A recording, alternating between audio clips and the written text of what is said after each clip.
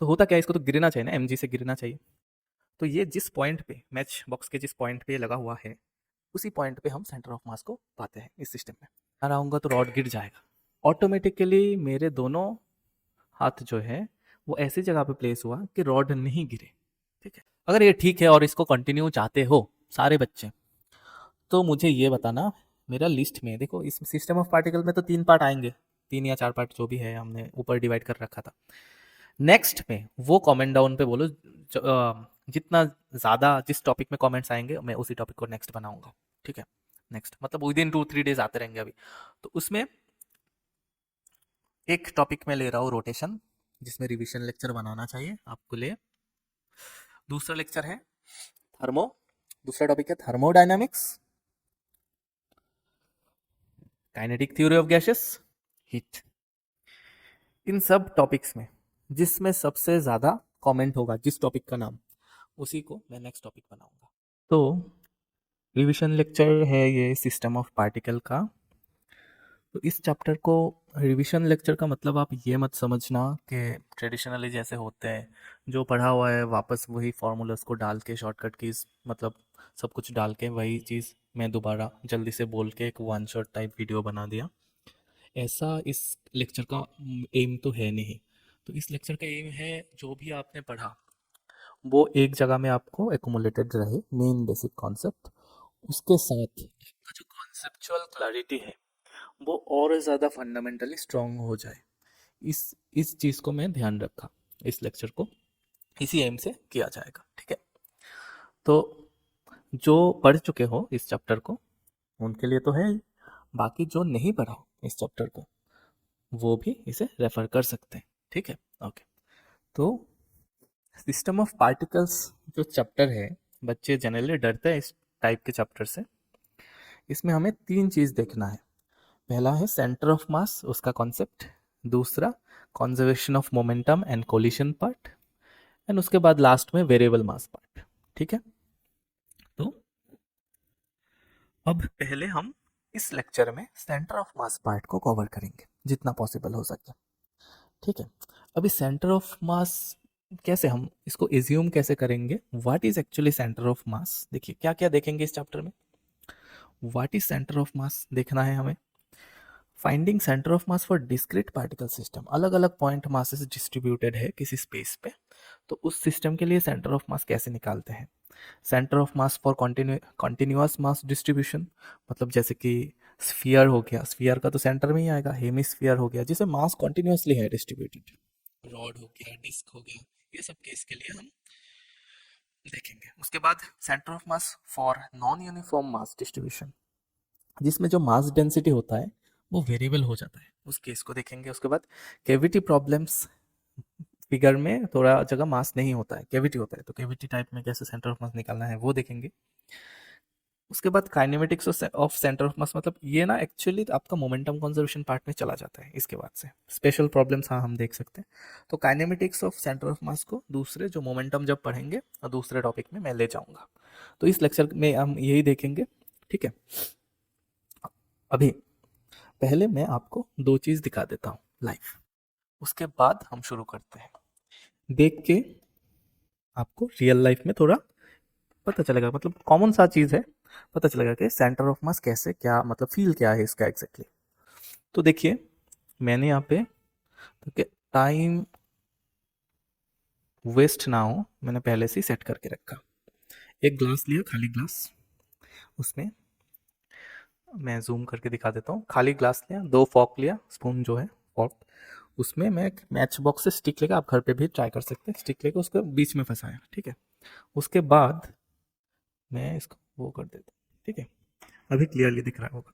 उसके बाद मैंने इसको पूरा सिस्टम को बस एक पॉइंट पे रख दिया ग्लास के ऊपर। अब देख लीजिए पूरा ग्लास के एज पे एक पॉइंट पे लगा हुआ है पूरा सिस्टम। इस साइड भी कुछ नहीं है, ऐसे देखो, सस्पेंडेड इन ए पॉइंट पूरा सिस्टम। देखो इस साइड में कुछ लगा हुआ तो है नहीं। ओके, इस साइड में भी लेविएटेड टाइप है, एक ही पॉइंट पे वो सपोर्ट ले रहा है। तो होता क्या है, इसको तो गिरना चाहिए ना, एमजी से गिरना चाहिए। तो ये जिस पॉइंट पे मैच बॉक्स के जिस पॉइंट पे लगा हुआ है, उसी पॉइंट पे हम सेंटर ऑफ मास को पाते हैं इस सिस्टम में। तो सेंटर ऑफ मास में ही mg अप्लाई हो जाता है। तो हम इसको अभी बोर्ड में देखेंगे, ठीक है। तो ये हुआ कैसे, सेंटर ऑफ मास की वजह से, देखिए मूव कर रहा है उसी पर थोड़ा ऑसिलेट करवा देते हैं। ये देखिए जस्ट एक ही टिप पे, इसमें कोई गम वम नहीं है, ठीक है। हटाऊंगा तो सेटअप हिल जाएगी, ऐसा है। देख लीजिए, मैं फिर से इसको प्लेस कर देता हूँ। देखो हो गया, बिल्कुल ये सब ग्लास के टिप पे है एकदम। ओके, ठीक है। अभी दूसरा एक और चीज मैं दिखाता हूँ।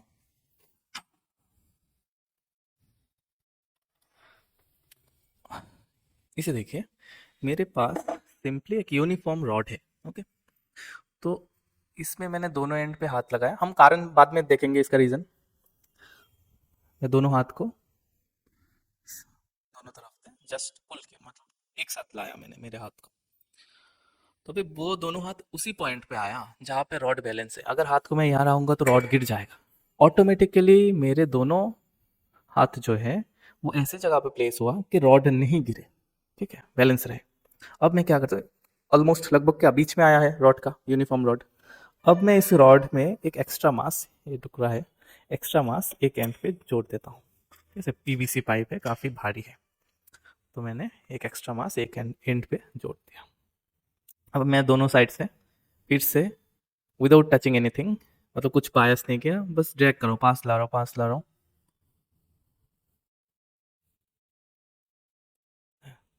फिर से उसी पॉइंट पे आया ताकि रॉड बैलेंस रहे, रॉड इक्विलिब्रियम पे रहे, ठीक। लेकिन अब जो पॉइंट है वो रॉड के बीच में नहीं है, थोड़ा लेफ्ट साइड आ गया है। और मैंने एक्स्ट्रा मास कहाँ पे ऐड किया, लेफ्ट साइड पे, ठीक है। तो जहाँ पे एक्स्ट्रा मास ऐड हुआ, वो जो इक्विलिब्रियम सेट हो रहा था पॉइंट, वो उसी मास के साइड पे शिफ्ट हो गया है, ठीक है। ओके, ये हमने देखा है। अब इसी चीज को हम सेंटर ऑफ मास से एक्सप्लेन करेंगे, ठीक है। चलिए, तो टफ तो कुछ भी नहीं है, देखो सेंटर ऑफ मास में क्या होते हैं।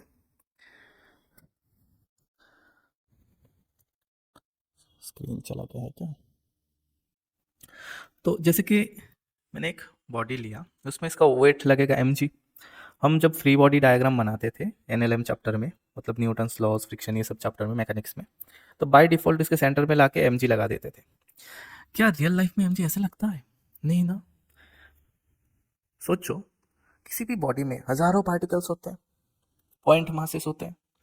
तो सपोज मैं सोचता हूँ, इसमें हम लोग इसमें सोचते हैं कि अलग अलग पॉइंट्स हैं, चार दे देता हूँ मैं, एक दो तीन चार पॉइंट्स एज्यूम करते हैं अभी के लिए। वो चारों पॉइंट पे उनके हिसाब से mg लगेंगे। डीएम मतलब क्या, छोटा सा जो मैंने सेक्शन डॉट लिया उसका मास, सब में लगेंगे डीएमजी, डीएमजी, ऐसे करके फोर्स लगेंगे। तो फोर्स तो किसी एक पार्टिकल में एक्चुअली लग नहीं रहा है, लग तो हर पॉइंट पे लग रहा है, ठीक है। तो अब हम इसको कैलकुलेट कैसे कर रहे हैं? हम कैलकुलेट करने के लिए हम इस, अगर बॉडी सिमेट्रिक हुआ, सेंटर पे एक पॉइंट ले रहे हैं और उसमें mg डायरेक्ट दे रहे हैं, और जो मास ले रहे हैं पूरा सारे पार्टिकल्स मिला के जितना मास होता है वो ही ले रहे हैं, कंसिडर कर रहे हैं। तो एक्चुअली सेंटर ऑफ मास वो पॉइंट है जहाँ पे mg में लगा सकता हूँ, पूरे बॉडी का फोर्स लगा सकता हूँ, ठीक है।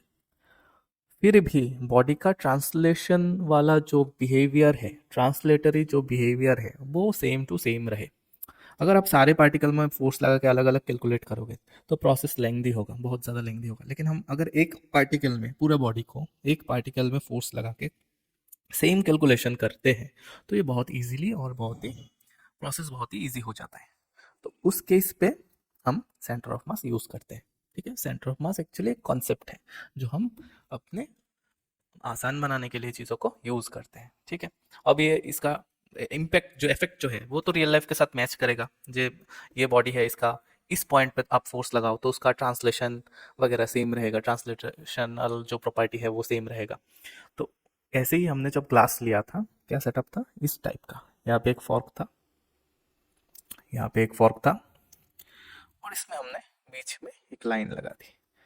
तो हुआ क्या, ये पूरा बॉडी का सेंटर ऑफ मास बॉडी के बाहर है, दोनों फॉर्क मिला के, सिस्टम मिला के एक सिस्टम हुआ, बॉडी मिला के एक सिस्टम हुआ। उसका सेंटर ऑफ मास मैं ढूंढा ट्रायल एंड एरर करके, तो जहाँ पे सेंटर ऑफ मास मिला वहां पे वो एक ही पॉइंट पे पूरा सिस्टम का मास बैलेंस हो गया, क्योंकि सेंटर ऑफ मास में ही mg लगा और मैंने नॉर्मल भी सेंटर ऑफ मास में ही दिया, तो नेट फोर्स 0 हो गया। तो ग्लास के टिप पे रखने से नॉर्मल फोर्स उसी सेंटर ऑफ फोर्स पे लगा, सेंटर ऑफ मास पे लगा, और mg भी उसी पॉइंट पे है। नहीं तो अगर ये दोनों फोर्स अलग अलग जगह होता, मान लीजिए मैंने नॉर्मल इधर दिया और जो वेट है वो तो हमेशा सेंटर ऑफ मास पे लगेगा, तो फिर ये घूम जाता, रोटेट हो जाता, गिर जाता। ठीक, तो हमने वही चीज किया। जैसे रॉड वाला केस में पहले यूनिफॉर्म था तो बीच में आया, तो बीच में आया तो बीच में mg था, और मेरे हाथ वही गया जहाँ पे नॉर्मल फोर्स जाना चाहिए ऑटोमेटिकली। ठीक है, वो भी हम बाद में एक छोटा सा रिलेशन आएगा उससे पता चल जाएगा क्यों वही इसी पॉइंट पे ही आया मेरा हाथ, दूसरी जगह क्यों नहीं आया। ठीक है, तो बाद में मैं यहाँ पे एक एक्स्ट्रा वेट ऐड कर दिया, तो हमें सेंटर ऑफ मास का लोकेशन दूसरी जगह पे मिला, मतलब इसका पूरा सिस्टम का भी mg इधर लग रहा है। ठीक है, और मेरे हाथ यहाँ शिफ्ट हो गए, यहाँ इसी पॉइंट पे क्यों हाथ शिफ्ट हुआ वो हम लास्ट में मैं बोल दूंगा, देखेंगे एक आएगा कैलकुलेशन करके। चलो, विदाउट वेस्टिंग फर्दर टाइम अभी पढ़ते हैं। अभी यहाँ पे पेन पेपर पे सेंटर ऑफ मास को समझने की कोशिश करते हैं। ठीक है, ओके।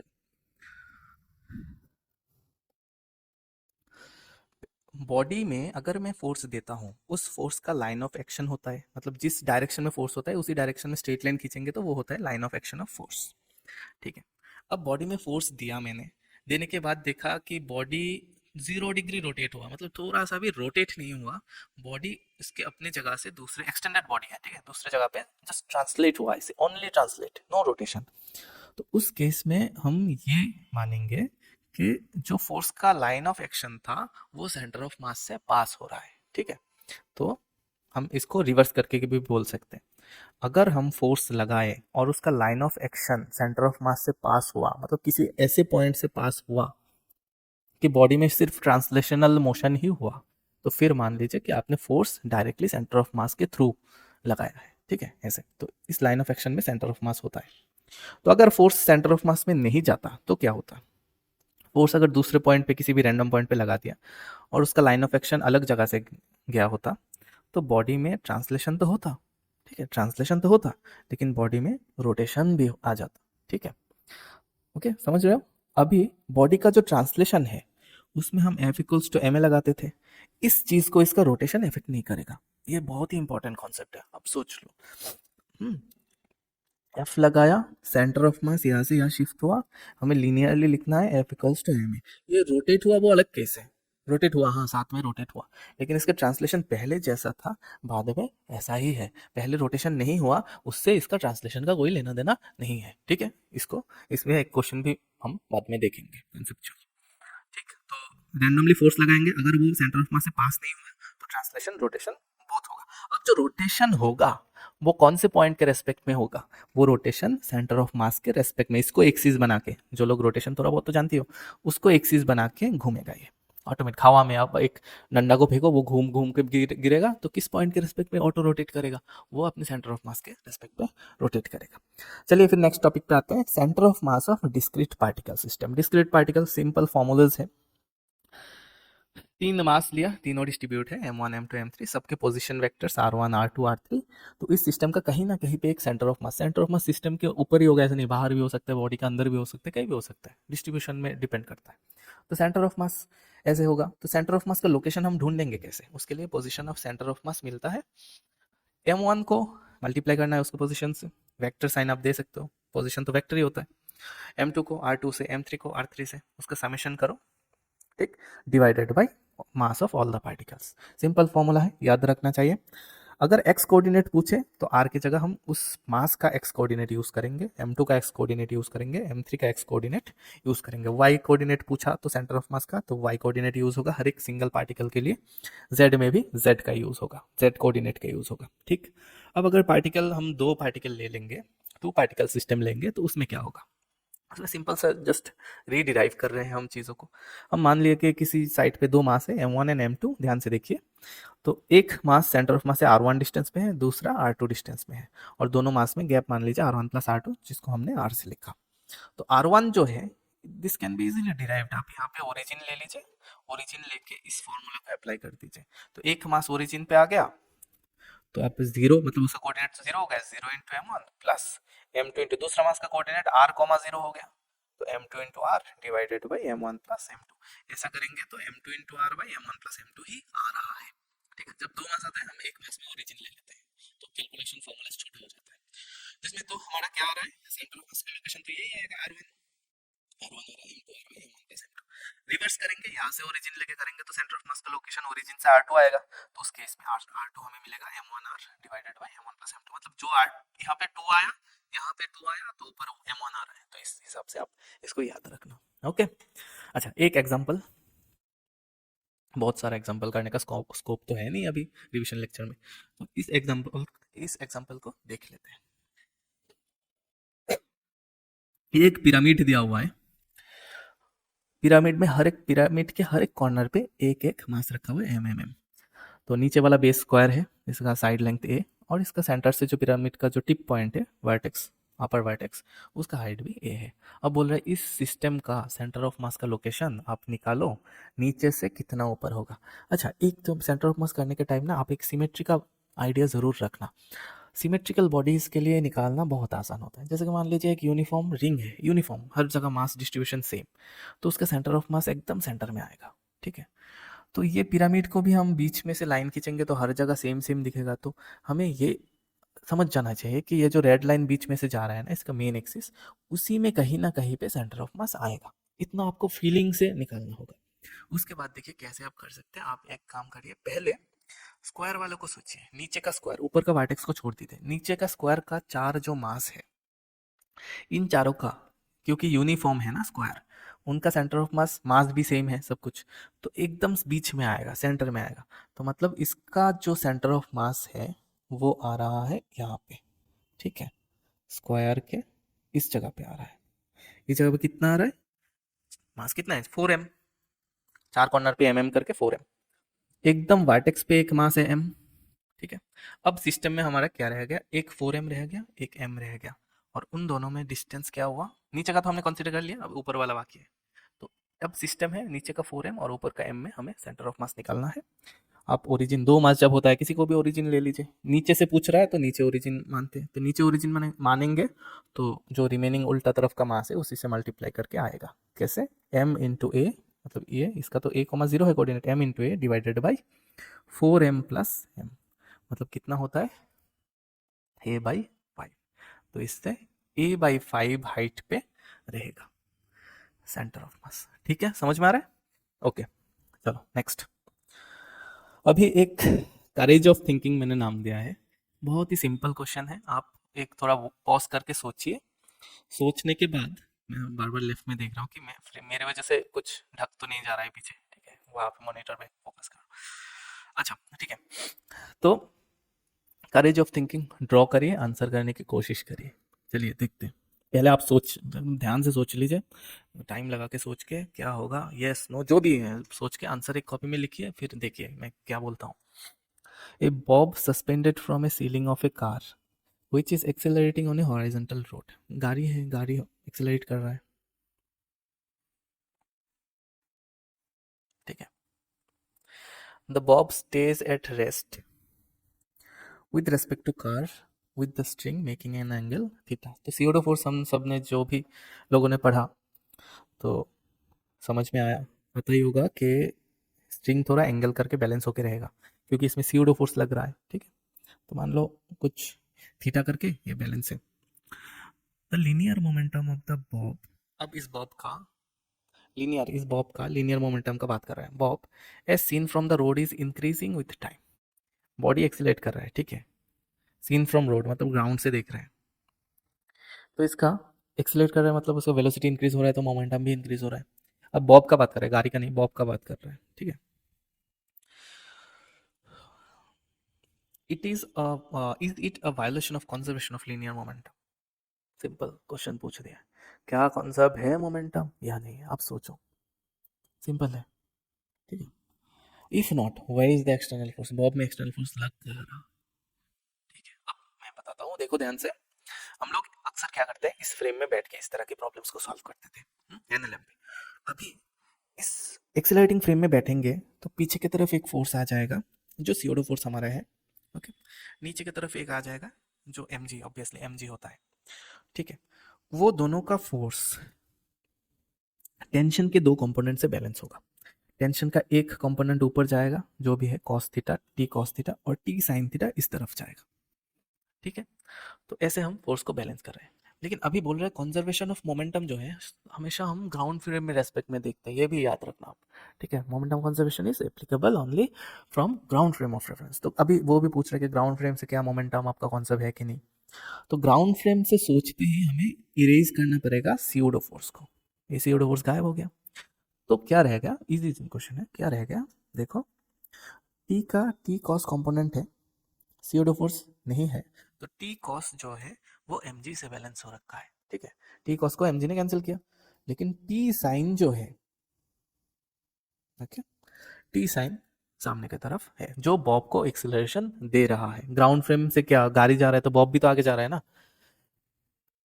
कार फ्रेम से बॉब रेस्ट में है लेकिन ग्राउंड फ्रेम से बॉब आगे जा रहा है। अगर कोई बॉडी आगे एक्सीलरेट कर रहा है तो उस पर नेट फोर्स भी है, तो नेट फोर्स अगर है तो मोमेंटम कंजर्व कैसे हुआ, फोर्स लगते ही मोमेंटम चेंज हो जाता है क्योंकि वेलोसिटी चेंज हो जाता है। ठीक है, तो basically momentum is not conserved, and where is the force, external force कहाँ है, वो आंसर है टी साइन थीटा लग रहा है। ठीक है, ओके। तो देखो आप अगर पहले सेम टू सेम सोच लिया तो ठीक है, मैं आप तुम कुछ भी बोलो इग्नोर। ठीक है, तो तुमने पहले सोच लिया तो ठीक है, नहीं सोच पाए तो अभी तुमको थोड़ा फ्रीडम मिलेगा। नेक्स्ट चलो, नेक्स्ट में क्विक थिंकिंग करना है। फिर से मैंने दो क्वेश्चन लिया, क्वेश्चन को पढ़ो उसके बाद सॉल्व करने के ट्राई करो। सर्कुलर प्लेट, ट्राई करने के बाद फिर देखो मैं क्या बोलता हूँ। Circular plate of diameter D, okay, इसका डायमीटर दे रखा है डी, ठीक है, with a square plate, as है इसका डी। ठीक, द सेम डेंसिटी, डी देख रखा है, the density of material and the thickness are same. Material का जो जो प्लेट बनाया है उसका थिकनेस थिकनेस सेम और मटेरियल भी सेम है। तब बोल रहा है ऑप्शंस में कि इन सेटअप का, इस सिस्टम का centre of mass circular plate के साइड पे रहेगा, या फिर स्क्वायर प्लेट के साइड पे रहेगा, या फिर सिस्टम के आउटसाइड पे रहेगा, या फिर at the point of contact रहेगा। सोचिए कैसे सोचना है, हमने जब रॉड पे एक एक्स्ट्रा मास ऐड कर दिया था, जहाँ पे भारी था सेंटर ऑफ मास उसी साइड पे था, तो इसी ऐसे ही सोचना है। तो देख लो, दोनों same material, same density, everything, thickness भी सेम है, तो आप एरिया से देख लो, जिसका एरिया ज़्यादा है, ठीक है, क्योंकि डेंसिटी तो सेम ना, तो आप इसी एरिया से देखो, इसको मैं बोलना नहीं चाहता हूँ, एरिया देखो, एक का एरिया आ जाएगा pi into D by two whole square, pi R square. ठीक है, सर्कल का एरिया, और जो स्क्वायर का एरिया है वो सिंपली ए स्क्वायर। ठीक, सेम डेंसिटी वाला मटेरियल से बना हुआ है दोनों। अब किस तरफ मास ज़्यादा है वो देखिए, जिस तरफ मास ज़्यादा होगा उस तरफ सेंटर ऑफ मास होगा, सिंपल आंसर। ओके, चलो जल्दी सोचना था ये। ओके, अभी ये वाला, इसको भी ट्राई करो, फिर थोड़ी देर सोचने के बाद, अच्छे से सोचने के बाद देखो मैं क्या बोलता हूँ। Uniform sphere is placed on a smooth horizontal surface. Okay, एक स्फीयर है,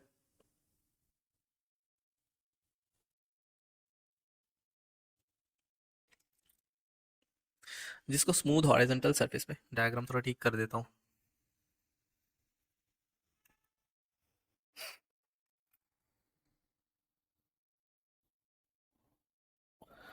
ठीक है, uniform sphere is placed on a smooth horizontal surface रखा है, okay fine, and horizontal force F is applied on it. ठीक है, at a distance h above the surface, the acceleration of the center is maximum when h equals to 0, is maximum when h equals to r। तो देखिए क्या पूछ क्या रहा है वो समझते हैं पहले। क्वेश्चन तो वैसे सिंपल है, अगर आपका थिंकिंग में सिंप्लिसिटी ज़्यादा है तो easily you can answer, otherwise आपको कन्फ्यूजन होने लगेंगे कि हाँ ए भी हो सकता है, बी भी हो सकता है, सी भी हो सकता है, इस तरह के। लेकिन कॉन्सेप्चुअल क्लैरिटी कैसे आपको सोचना है, देखो मैंने इसी में थोड़ी देर पहले शुरू में ही कमेंट किया था। तो एच जीरो, ग्राउंड से हाइट दे रखा है ना, distance H above the surface zero, एक बोल रहे कि यहाँ पे फोर्स दे रहा है, तो एक्सीलरेशन कहाँ पे मैक्सिमम हो रहा है, एक बोल रहे कि एच इक्वल्स टू आर, मतलब एकदम बीच में दे रहा है एच। तो देखिए लाइन ऑफ फोर्स, आप ज़्यादा सोचेंगे तो आपको लगेगा कि line of force centre of मास से जा रहा है, तो ये स्ट्रेट पूरा ट्रांसलेशनल मोशन करेगा, ठीक है, उसमें एक्सेलरेट करेगा। अब अगर दूसरा बोल रहा है कि एच इक्वल्स टू 2r, मतलब एकदम ऊपर फोर्स लगा रहा है, एकदम ऊपर फोर्स लगाएगा, एकदम ऊपर फोर्स लगेगा इसका, तो ये रोटेट भी होगा, ट्रांसलेट भी होगा। क्या एक्सीलरेशन में डिफरेंस आएगा, क्योंकि दूसरे केस में वो घूम भी रहा है, आगे भी जा रहा है। ठीक है, ये सोचना है कि मैक्सिमम होगा कब, मिनिमम होगा कब। तो सीधा बात यह है कि मैंने बोला था कि इसका अगर line of force centre of मास से नहीं गया, डजेंट मैटर। आप देखो सिस्टम में नेट लीनियर फोर्स कितना है, कहाँ लग रहा है मैटर नहीं कर रहा है, सिस्टम घूम रहा है चल रहा है मैटर नहीं कर रहा है। अगर आप ट्रांसलेशनल का केस देखोगे तो मतलब सीधा फोर्स लग रहा है, उस फोर्स को मास से डिवाइड करो तो सीधा लीनियर एक्सेलरेशन आएगा। दैट मीन्स आंसर होगा इंडिपेंडेंट ऑफ एच। ठीक, ओके, इंडिपेंडेंट ऑफ एच। चलो, इस कॉन्सेप्ट को तुम्हें याद रखना है। Next, centre of mass for continuous mass distribution. ये मैं थोड़ा स्पीड में बोल के जाता हूँ, उतना ज़रूरत नहीं। अगर मास वो होता है, मतलब एक अलग अलग पार्टिकल ना हो के कंटिन्यूअस, जैसे डिस्क वगैरह हेमिस्फीयर ऐसे ऐसे होता है, कंटिन्यूअस डिस्ट्रीब्यूशन होता है, तो उस केस में हम क्या करते हैं, सारे पॉइंट में कितने मास लेंगे, ये तो हज़ारों मास है, 4-5 थोड़ी दे रहे हैं। डिस्क्रीट में तो हम काउंट कर सकते हैं, इसमें काउंट नहीं कर सकते। तो हम क्या करते हैं, वही चीज़ को, जैसे M1 R1, तो आप बॉडी कॉन्टिन्यूस है तो M1 कैसे सिलेक्ट करेंगे, कितना छोटा होगा M1, तो हम उस मास को DM लिख देते हैं, और हर छोटे पार्ट सिमेट्रिकल होते हैं, ये भी DM, ये भी DM, ये भी DM, ऐसे इन्फाइनेट DM मिल जाते हैं। तो इन्फाइनेट DM को करने से हमें समेशन करना होता है, वो एकदम 1 से लेके इन्फिनिटी तक हर DM का। तो उसी चीज़ का नाम है इंटीग्रेशन। ठीक है, उसी चीज़ का मॉडर्न हम कैलकुलस में इंटीग्रेट करके समेशन ही करते हैं। तो जैसे कि मास इंटू डिस्टेंस, तो आर ले लिया जनरल, डीएम मास का कोऑर्डिनेट, तो उसका coordinate divided by total mass, वही तो था फॉर्मूला ना, M1 R1 plus M2 R2। यहाँ पे हमने इसको इंटीग्रेशन में लिखा और नीचे क्या है, total mass integration DM. Okay, simple सा फॉर्मूला सेंटर ऑफ मास का कोऑर्डिनेट आपको कैसे फाइंड आउट करना है। अगर एक्स कोऑर्डिनेट फाइंड आउट करने बोले तो इसमें x DM, x into DM divided by DM हो जाएगा। वाई में वाई आप यूज़ करोगे, जेड में जेड, जेड कोऑर्डिनेट। अब एक्स जो है, मैंने सीधा एक्स नहीं लिखा, एक्स प्राइम लिखा। एक्स प्राइम का मतलब क्या है पता है, वो जो डीएम मास ले रहे हैं ना, उसका एक्स वाई जेड होगा, वो कोऑर्डिनेट्स। ठीक, अभी यहाँ पे लग रहा है कि ये पॉइंट मास है, डीएम जो हमने लिया एलिमेंट, उसका एक्स, और आर में जो एक्स माने एक ही एक्स वाई हो रहे हैं। ठीक है, एक्स वाई जेड, वो हर डीएम का हम एक्स वाई जेड होगा, जनरल है ना ये तो पॉइंट मास। लेकिन वो मैटर कब करता है, अगर आपका जो डीएम एलिमेंट है वो अगर छोटा सा रिंग हो गया, तो उस टाइम पे हो गया, तो उस टाइम में देखा क्या लिखा है, x y z r coordinates of centre of mass of dm mass. तो इस डीएम का सेंटर ऑफ मास पॉइंट है डीएम, तो इसी में इसी जगह पे है, तो डीएम का कोऑर्डिनेट और डीएम का सेंटर ऑफ मास का कोऑर्डिनेट सेम ही है। लेकिन अगर डीएम खुद ही रिंग हो जाए, जैसे कि डिस्क, डिस्क को हम बहुत सारे रिंग में डिवाइड करके सोचते हैं, उस टाइम में हमारा एक छोटा सा डीएम हो जाएगा रिंग। लेकिन रिंग का सेंटर ऑफ मास जो होता है वो डिफरेंट जगह में होता है, उसमें वाई कोऑर्डिनेट डिफरेंट आएगा। ठीक है, एक्स कोऑर्डिनेट डिफरेंट आएगा। तो उस चीज़ में हमें ध्यान रखना है, ये जो एक्स है वो डीएम का कोऑर्डिनेट कैसे हो सकता है, यहाँ पे तो डीएम खुद ही एक्सटेंडेड है, वो हो जाएगा डीएम का सेंटर ऑफ मास का कोऑर्डिनेट्स। ओके, चलो बाकी इसमें हम डिटेल बात करेंगे। अभी जो हमें कॉमन सा बॉडीज है उसका फॉर्मूला टेक्निकली डायरेक्ट याद रखना है। जैसे कि फॉर्मूला क्या है, सी से हम सोचेंगे सिनेमा। ठीक है, सी से सिनेमा थिएटर, ऋतिक रोशन, संजय दत्त, ऐसे याद रख देना। सिनेमा थिएटर, सिनेमा थिएटर में गया है आप, ऋतिक रोशन का मूवी लगा हुआ है, संजय दत्त का मूवी लगा हुआ है। ठीक है, सिनेमा थिएटर, ऋतिक रोशन, संजय दत्त। अब देखिए, जो भी यहाँ पे लिखा हुआ है, जैसे डी से हम डिस्क सोचेंगे। ठीक है, लेकिन सब कुछ हाफ में होगा, क्योंकि अगर फुल डिस्क होगा तब तो हमें फॉर्मूला की ज़रूरत ही नहीं है, क्योंकि फुल डिस्क यूनिफॉर्म अगर होता है तो उसका सेंटर ऑफ मास बिल्कुल डिस्क के सेंटर में ही हो जाता है। तो इसमें क्या मतलब है, अगर हम हाफ कर देंगे, हाफ कर देंगे, उस केस में सेंटर ऑफ मास ऊपर चला जाएगा। तब के लिए ये फॉर्मूलाज है, जैसे कि 4r/3π, तो ऐसे करना है। ओके, तो ऐसे करना है, ऐसे हाफ डिस्क के लिए 4r/3π। ठीक है, स्फीयर जो है आपका, सॉलिड स्फीयर के लिए एस से सॉलिड होता है, सॉलिड स्फीयर के लिए 3r/8, रिंग के लिए 2r/π, हॉलो स्फीयर के लिए r/2। टी से ट्रायंगुलर लेमिना, दो चीज़ आपको याद रखना है, टी से ट्रायंगुलर लेमिना जो बिंगो चिप्स होता है ना उसी का, h/3, और सी से सॉलिड कोन। ठीक है, सॉलिड कोन आपको याद रहना, h/4।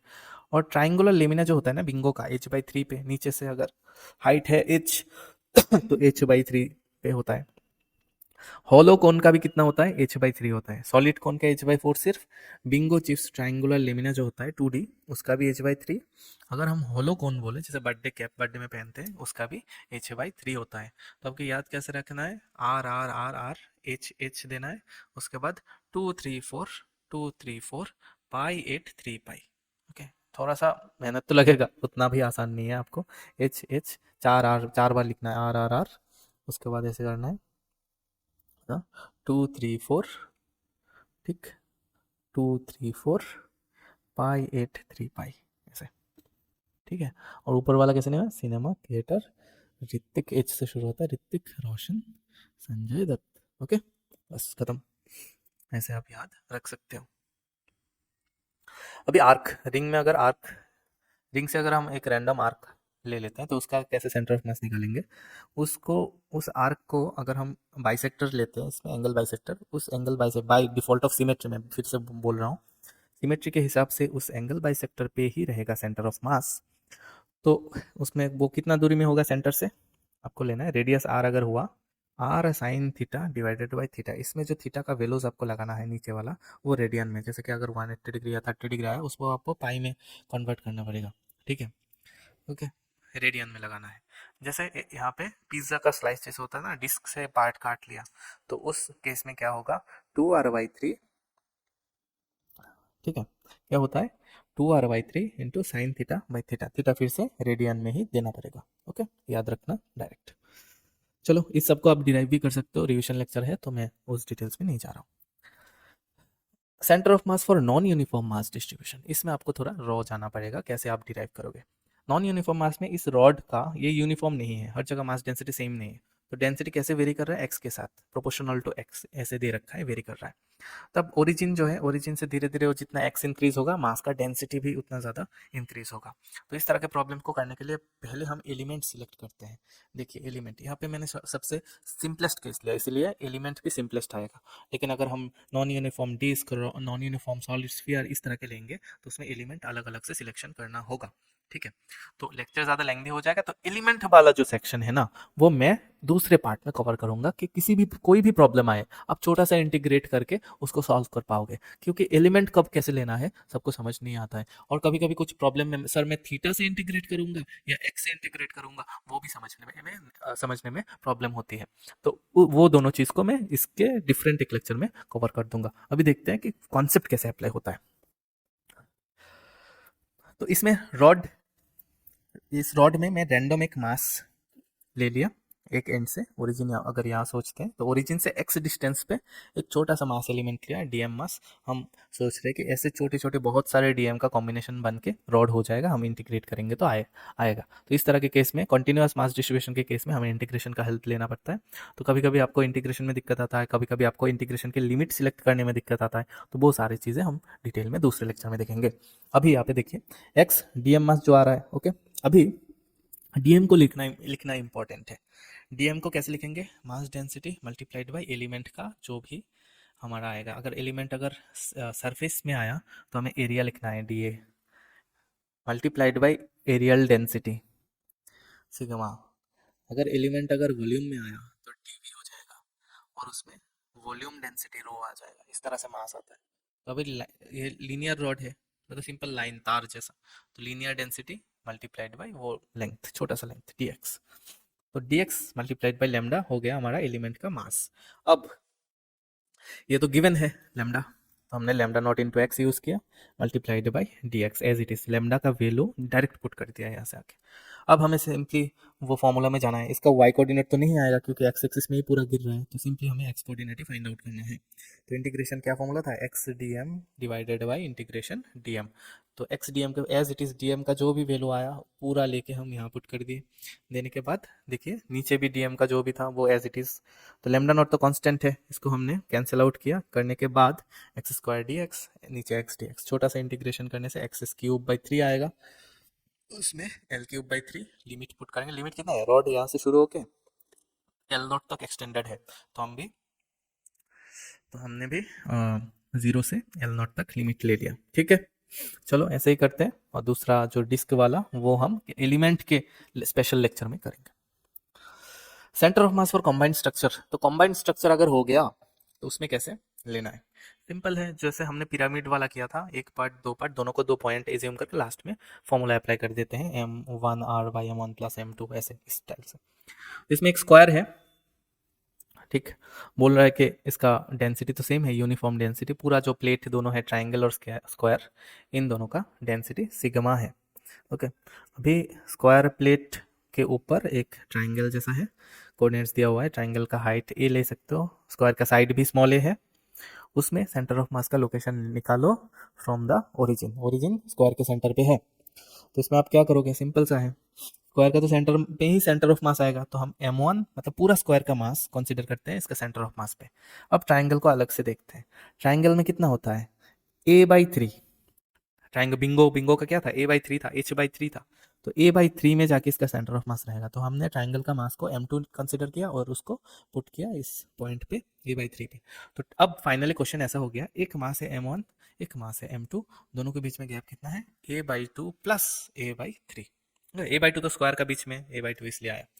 तो अब RCOM अगर यहाँ से निकालोगे तो उल्टा तरफ का मास m2 मल्टीप्लाइड बाई r, जो बीच का डिस्टेंस है, divided by total mass, simple. अब मास m2 को कैसे लिखना है, इजी है, सिग्मा इंटू m2 का एरिया, m2 का एरिया तो सिंपल, एकदम सिंपल है, ठीक है, वो m2 मतलब ट्राइंगल है, तो half into base into height ऐसे, ओके, और जो स्क्वायर है उसका तो a² ही आता है, ठीक है, और ट्राइंगल का a²/2 आ रहा है, ओके। तो इस तरह से हम इसको सॉल्व करके आंसर आप निकाल लीजिए कैलकुलेशन में, तो इस तरह से निकाल सकते हैं। नेक्स्ट आते हैं केविटी प्रॉब्लम्स। केविटी प्रॉब्लम्स में टेक्निक तो हम 2-3 यूज़ कर सकते हैं, तो इस अभी जो मैं टेक्निक बोलूँगा वो मतलब उसमें मिस्टेक्स होने की चांसेस सबसे कम है, बाकी मेथड हो सकता है आपको स्मार्ट लगे लेकिन उसमें सिली मिस्टेक्स एंड ऑल होने के चांसेस बहुत ज़्यादा है, इसलिए इसी मेथड को आप मैं सजेस्ट करूँगा, इसी कॉमन मेथड को फॉलो करना। केविटी प्रॉब्लम में क्या होता है, बोले कि मान लो कि इसको डिस्क ही मानते हैं, एक डिस्क है उसमें इस जगह पे होल है, कोडेंस वगैरह दिया हुआ है, r रेडियस के डिस्क में r/2 रेडियस का एक वो केविटी होल है, तो इसमें मतलब कान के रिंग की तरह ना, कान के रिंग भी होता है, कान में जो रिंग पहनते हैं इस टाइप के होते हैं ना, तो उसी टाइप का ये डिस्क है। तो इसका centre of mass common sense क्या कह रहा है, जिस तरफ मास ज्यादा उसी तरफ शिफ्ट होना चाहिए, अगर ये होलो नहीं होता तो बिल्कुल बीच में आता सेंटर ऑफ मास, ओके। तो अभी ये जो डिस्क है होलो, विद होलो, तो इसको हमने 2 पार्ट में एज्यूम किया, 2 पार्ट में कैसे, इसको थोड़ा समझना चाहिए। हमने बोला कि पहले चलो डिस्क का जो केविटी है इसको सोचते हैं कि केविटी नहीं है, सोच रहे हैं, ठीक है, अगर केविटी नहीं हुआ तो मतलब मुझे सिग्मा यहाँ पे देना पड़ेगा, प्लस सिग्मा इस केविटी वाले एरिया में, तो प्लस सिग्मा अगर दे दिया तो ये भी येलो जैसा हो गया, ये पार्ट सेम हो गया, पूरा एकदम कंप्लीट डिस्क हो गया। अच्छा, तो प्रॉब्लम में तो प्लस सिग्मा नहीं था, मुझे हटाना भी पड़ेगा, इसलिए मैंने माइनस सिग्मा और डाला बाद में, प्लस करके माइनस सिग्मा, जिस एरिया में प्लस सिग्मा डाल के इसको ऐड कर दिया था उसी सेम एरिया में, उसी केविटी में हमने माइनस सिग्मा एज्यूम किया, नेगेटिव मास, एक हाइपोथेटिकल कॉन्सेप्ट, ऐसा कुछ होता नहीं है, ठीक है, जस्ट हम प्रॉब्लम सॉल्व करने के लिए यूज करते हैं। दिया, अब आपको क्या करना है, ये ब्लैक वाला पोर्शन को माइनस सिग्मा करके एज्यूम करना है, और ये पूरा मास को m1 एज्यूम करना है, इसको m2 एज्यूम करना है, और दोनों को पॉइंट और बीच में जो डिस्टेंस आएगा उसी से कैलकुलेट करना है, 2 पार्टिकल सिस्टम के तरह। तो देखो कितना आएगा ब्लैक वाले में, और पूरा डिस्क में, पूरा डिस्क में, पूरा डिस्क का सेंटर ऑफ मास यहाँ पे है, और जो केविटी नेगेटिव सिग्मा लिया था उसका इसी का सेंटर में आएगा, तो m1 यहाँ पे, m2 यहाँ पे, बीच में डिस्टेंस r/2, आपको ओरिजिन अगर यहाँ पे मिलेगा मेन सेंटर पे तो आप m2 को यूज़ करोगे, m2 into r/2 divided by m1 plus m2। अभी फाइनल केस क्या है, फाइनल केस है कि आपको मास ठीक से लिखना चाहिए, मास ठीक से लिखने के लिए सिग्मा इंटू एरिया यूज़ करेंगे, तो जैसे m2 है वो तो केविटी वाला पार्ट नेगेटिव मास से फिल किया था, तो minus sigma into pi into r/2 whole square आ गया, तो m2 कितना आ रहा है, ये m1 कितना आ रहा है, sigma into pi R square, ठीक है, m2 कितना आ रहा है, sigma into pi R square by 4, same to same, तो हमने एज इट इज़ यूज़ किया, तो ये -r/6 आ रहा है, सिग्मा कैंसिल हो जाता है, अल्टीमेटली एरिया से भी लिख सकते हैं A2/A1 -A2 ऐसे करके, ओके। तो r/6 आ रहा है, नेगेटिव क्यों आ रहा है, हमने ओरिजिन बिगर r रेडियस का डिस्क में लिया था सेंटर पे, तो फिर मेन जो हमारा सेंटर ऑफ मास है वो इस तरफ r/6 डिस्टेंस पे रहेगा। तो नेगेटिव साइड पे आया है ओरिजिन से, तो इसलिए -r/6 आ रहा है। ठीक है, तो बाकी पार्ट टेकिंग एलिमेंट से शुरू हो रहा है। तो सेमी रिंग है, डिफरेंट डिफरेंट वेरिएबल मास भी हो सकता है उस वेरिएबल मास नहीं, मतलब वेरिएबल मास डेंसिटी भी हो सकता है। उस टाइप में आपको एलिमेंट कैसे लेना है वो हम दूसरे लेक्चर में देखेंगे। तब तक के लिए इस लेक्चर में मेरा अभी ये से है कि मुझे ये बता दो, अगर ये ठीक ठाक लगा, और भी मैं शुरू कर रहा हूँ तो और भी इम्प्रूव होगा, लैंग्वेज भी इम्प्रूव होगा, सब कुछ इम्प्रूव होते रहेंगे, टाइम भी रिड्यूस होगा।